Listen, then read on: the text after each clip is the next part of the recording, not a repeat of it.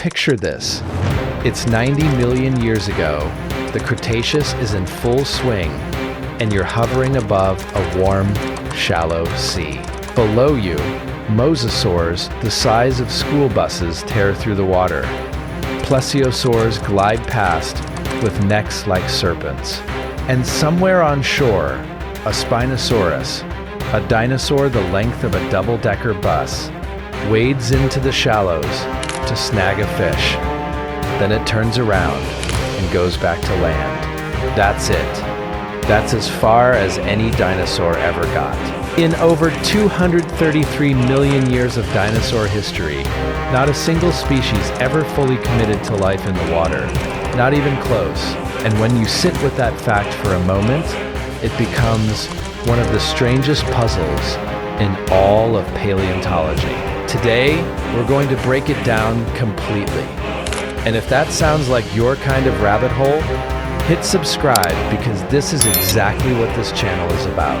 Before we go any further, we need to address the elephant, or rather, the mosasaur, in the room. Because when most people hear water dinosaur, their brain immediately jumps to the mosasaurus, the plesiosaur, or the ichthyosaur. You've seen them in documentaries, in blockbuster films, on museum posters. Here's the hard truth. None of those are dinosaurs. Not technically, not even close when you look at the actual family tree.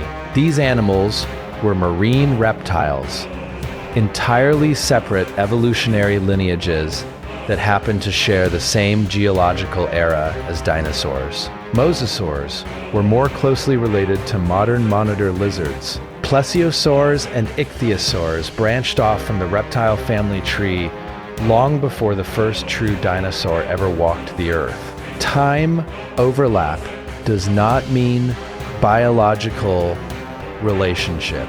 True dinosaurs are defined by very specific skeletal features, most notably an upright posture with limbs positioned directly beneath the body.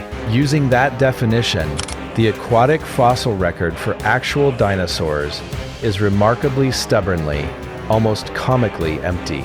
And the question of why is far more interesting than most people realize. Saying no dinosaur ever adapted to water doesn't mean they completely avoided it. Several lineages flirted seriously with aquatic life, and some of those cases are genuinely extraordinary. The Spinosaurids, the family that includes Spinosaurus, Suchomimus, and Baryonyx, represents the strongest known push toward aquatic adaptation. These were large theropods, the same broad group as T-Rex, but anatomically they looked like nothing else. Their skulls were long, narrow, and low-set, almost crocodilian. Nostrils sat far back along the snout, likely allowing the tip to stay submerged while still breathing. Their teeth were conical and interlocking, smooth, spike-like, perfectly shaped for catching slippery fish rather than the serrated blade teeth of a land predator. More telling, many Spinosaurids had unusually dense bones, a trait called pachyostosis, which reduces buoyancy and acts like ballast to help an animal stay submerged rather than constantly fighting to surface. Isotopic analysis of their fossilized bones reveals chemical signatures consistent with regular consumption of freshwater prey. Their fossils are almost always found near ancient river systems and coastal environments. So were they semi-aquatic? Almost certainly. But were they fully aquatic? Not even close. Current evidence points to powerful waders and ambush hunters working the water's edge, like a bear fishing at a salmon stream, but 15 meters long with a sail on its back. The Halszkaraptorines. Here's one most people haven't heard of, and it deserves far more attention. Formally described in 2017, Halszkaraptor sqlei was a small dromaeosaurid, a raptor, roughly the size of a mallard duck, but its anatomy was unlike any other raptor ever found. Its forelimbs were flattened into flipper-like paddles. Its center of gravity was shifted forward by a relatively short tail and elongated neck, a configuration more useful for swimming than sprinting. Dense sensory nerve pores along its snout were the kind typically used by aquatic animals to detect vibrations and movement underwater. Its backward curving numerous teeth were textbook fish-trapping architecture. Halszkaraptor was part of a broader group, the Halszkaraptorinae, with at least 5 genera, all sharing similar adaptations from late Cretaceous Mongolia. This wasn't a fluke. Semi-aquatic behavior evolved and persisted in this lineage over time. Still, even these remarkable animals appear to have been semi-aquatic at most, capable swimmers, dependent on aquatic food, but never fully abandoning land. Other notable cases: Dinosaurs, a large ornithopod from early Cretaceous Niger, had a strangely dense barrel-shaped body with ground-hugging limbs, a layout some researchers have compared to a hippopotamus, suggesting time spent in rivers using water to support its bulk. The evidence is not confirmed, but the argument is compelling. These examples paint a consistent picture. Dinosaurs got close, tested the water repeatedly across multiple lineages, and then pulled back every single time. That's not random. Something was holding them at the shore. This is the real heart of the question. The answer involves several interlocking factors, none of which alone would have been impossible to overcome. But together they formed a wall. Barrier number 1. The ocean was already taken. When the first true dinosaurs appeared during the late Triassic, around 233 million years ago, the aquatic world was anything but vacant. Ichthyosaurs had already spent tens of millions of years diversifying into every marine niche imaginable, from small, fast-pursuit predators to enormous whale-sized forms. Sauropterygia, the group containing nothosaurs, and eventually plesiosaurs, were well established in coastal and open ocean environments. Freshwater habitats were patrolled by large carnivorous amphibians, predatory fish, and crocodile-like phytosaurs. Every available niche was defended by a resident expert. Evolution does not reward suicidal competition. The land, by contrast, had just been cleared by the Triassic extinction event, leaving a wide-open stage perfectly suited for dinosaur conquest. The rational evolutionary response was to dominate land, and that's exactly what happened. As the Mesozoic continued, the competition in water didn't ease. Plesiosaurs grew larger. Mosasaurs emerged in the Cretaceous as terrifyingly efficient ocean predators. Giant sharks claimed the mid-water. The window of opportunity, if there ever was one, kept closing. Barrier number 2. The egg problem. This is arguably the most fundamental biological constraint dinosaurs faced, and it runs very deep. All dinosaurs, as far as we know, were oviparous. They laid hard-shelled eggs outside the body. Hard-shelled eggs, made of calcium carbonate, are specifically engineered for gas exchange in open air. The pores in the shell allow oxygen and carbon dioxide to move between the embryo and the atmosphere. Submerge that egg, and those same pores become a death trap. Water infiltrates the shell, and the embryo drowns. Even high humidity has been shown to cause embryo mortality in modern hard-shelled eggs. Full submersion would be catastrophic. The obvious solution? The one deployed by sea snakes, mosasaurs, and eventually whales, is viviparity, live birth.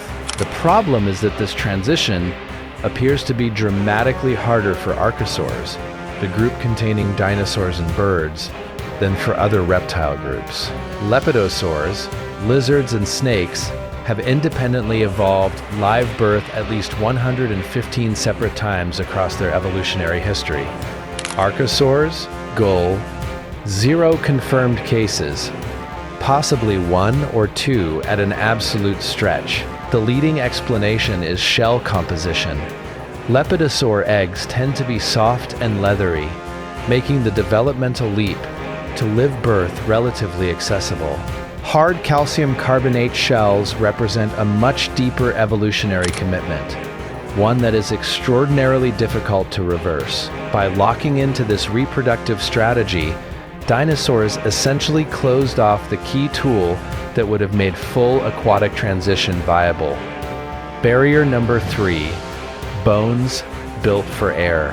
Many non-avian dinosaurs, particularly theropods, had pneumatized bones, hollow skeletons laced with internal air spaces connected to a network of air sacs. This system evolved in service of an extraordinarily efficient respiratory mechanism and ultimately flight in birds. It also dramatically reduced body weight, which was a massive advantage for fast, agile land animals.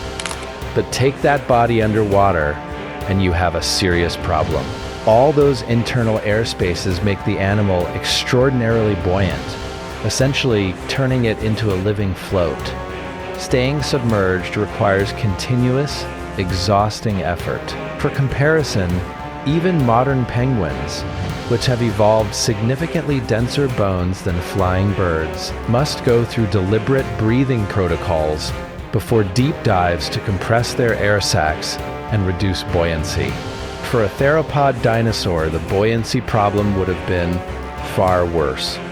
Resolving it would require a wholesale restructuring of the entire skeletal and respiratory architecture. We do see partial movement in this direction among spinosaurids, where bone density is notably higher, but it's a partial fix. Full aquatic adaptation would have demanded far more radical internal redesign. Barrier number 4, the size problem. Non-avian dinosaurs were, on average, enormous. Mean estimated body mass for a non-avian dinosaur sits around 3.85 metric tons, heavier than virtually any car on public roads. Large body size is a fantastic competitive advantage on land. It makes you harder to kill, unlocks food sources inaccessible to smaller animals, and aids thermoregulation. But large body size is a serious liability when attempting an aquatic transition. When we look at every successful land-to-sea evolutionary story, the ancestors of whales, seals, sirenians, mosasaurs, they were all relatively small animals at the time of transition. Pakicetus, the earliest whale ancestor, was roughly the size of a large dog. The giant descendants came after the aquatic commitment was already made and locked in. Dinosaurs were trying to run that process from the wrong direction entirely. Barrier number 5, body plans moving the wrong way. Going fully aquatic isn't just about learning to swim. It requires a complete overhaul of how an animal perceives and moves through its environment. Vision, hearing, and smell all work fundamentally differently in water. Lateral line systems, electroreception, chemical detection, these are the sensory adaptations fully aquatic animals typically develop, and they represent profound neurological rewiring. Then there's locomotion. In theropod dinosaurs, the dominant evolutionary trend was toward reduced forelimbs as skull size and jaw power became more important. Exactly the opposite of developing flippers. In sauropods and many ornithischians, robust pillar-like limbs were being perfected for supporting massive bodies on land. The major dinosaur lineages were building themselves into increasingly specialized terrestrial machines. Every step in that direction was another step away from the water. Birds are dinosaurs, avian dinosaurs, and looking at the modern bird world shows us exactly how far along the continuum toward aquatic life some lineages have traveled. Penguins represent the most dramatic commitment. They've traded flight for swimming, their wings reduced to powerful hydrodynamic flippers, spending roughly half their lives underwater. Emperor penguins can reach depths over 500 meters.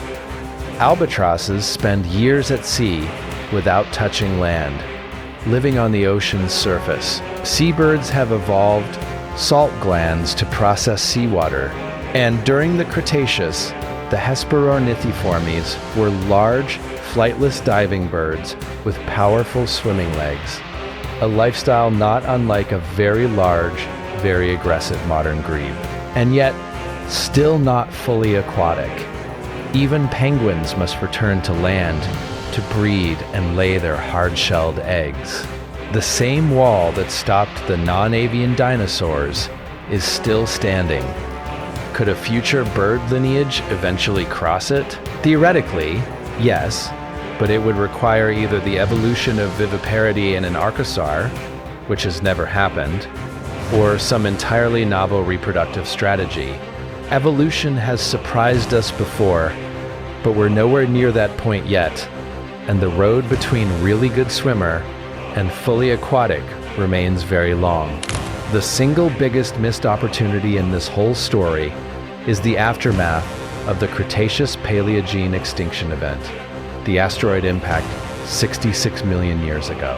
That catastrophe wiped out the mosasaurs, the plesiosaurs, and virtually every large marine predator, leaving the oceans suddenly and dramatically underpopulated. This was precisely the kind of ecological vacuum that drives explosive aquatic evolution. And it did, just in mammals, not dinosaurs. The earliest whale ancestors began their aquatic transition just a few million years after the extinction.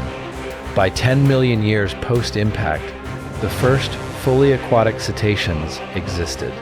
The mammals that survived had already evolved viviparity, which gave them a crucial head start on the reproductive barrier that had blocked dinosaurs for 170 million years. The only dinosaurs that made it through the extinction in significant numbers were birds, too small, too committed to flight, and still bound by hard-shelled eggs to make the same leap.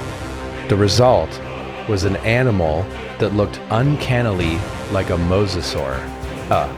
A theropod following a Spinosaur-like trajectory toward the water might have converged on something very similar. Progressively denser bones, a laterally flattened propulsive tail, limbs reshaping into paddles, nostrils retreating to the top of the skull, and eventually, the critical step, live birth. The resulting animal would likely have been large, predatory, streamlined, and nearly indistinguishable from the marine reptiles that actually occupied those niches. Evolution keeps arriving at the same optimal shapes for the same problems.